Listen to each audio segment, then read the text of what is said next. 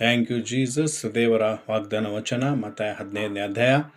ಜನರು ಗುಂಪು ಗುಂಪಾಗಿ ಯೇಸು ಇದ್ದಲ್ಲಿ ಬಂದಿದ್ದರು. ಯೇಸು ಆ ಜನರನ್ನು ನೋಡಿ ದುಃಖಪಟ್ಟು ಅವರಿಗಿರುವಂಥ ಕಾಯಿಲೆಗಳನ್ನು ಗುಣಪಡಿಸಿದನು ಎಂಬುದಾಗಿ. ಹಲ್ಲೆಲೂಯಾ.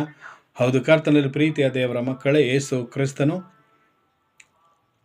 ಆತನ ಹತ್ರ ಹೋದಾಗ ಆತನು ನಮ್ಮನ್ನು ನೋಡಿ ನಮಗಿರುವಂಥ ಕಾಯಿಲೆಗಳಿಗೆ, ನಮಗಿರುವಂಥ ರೋಗಗಳನ್ನು ನೋಡಿ ಆತನು ದುಃಖಪಟ್ಟು ನಮ್ಮ ಮೇಲೆ ಕನಿಕರ ತೋರಿಸಿ ನಮಗೆ ಬಿಡುಗಡೆ, ಸ್ವಸ್ಥತೆ ಕೊಡುವ ದೇವರಾಗಿದ್ದಾರೆ. ಹಲ್ಲೆಲೂಯಾ. ಸೊ ದೇವರ ವಾಕ್ಯದಂತೆ ನಾವು ಆತನಲ್ಲಿ ಹೋದಾಗ, ಆತನಿಗೆ ಪ್ರಾರ್ಥಿಸಿದಾಗ, ಸೊ ದೇವರ ವಾಕ್ಯದಂತೆ ನಮಗೆ ಸ್ವಸ್ಥತೆ, ಆರೋಗ್ಯ ಕೊಟ್ಟು ನಡೆಸ್ತಾರೆಂದು ಯೇಸು ನಾಮದಲ್ಲಿ ನಾನು ಪ್ರಾರ್ಥಿಸಿ ಬೇಡುತ್ತೇನೆ. ಆಮೇನ್.